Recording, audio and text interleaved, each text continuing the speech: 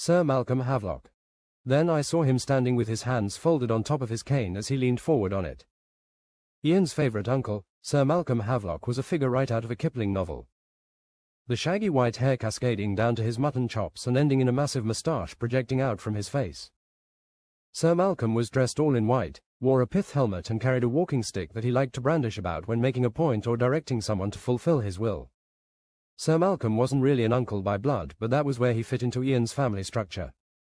Born to Lord Andrew and Lady Amanda Havlock in India prior to partition, he spent his young life growing up in northern India during a time of great change.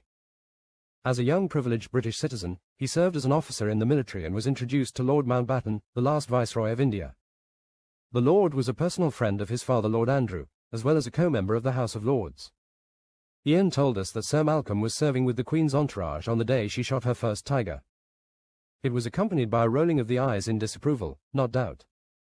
Sir Malcolm stayed on in India as a diplomat after most British left, but spent his time tracking tigers and leopards that frequented the forests near his home in India.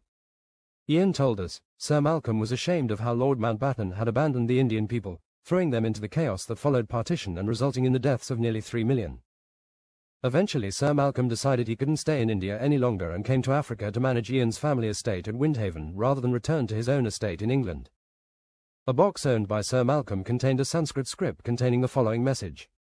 The hill papal is the tree with knowledge. Through the African soil on 8 legs, it scrambles. The precious nectar holds life and liberation or death and new beginning. Kali collects the blood and Shiva demands each must drink. The earthly net will bring minds together.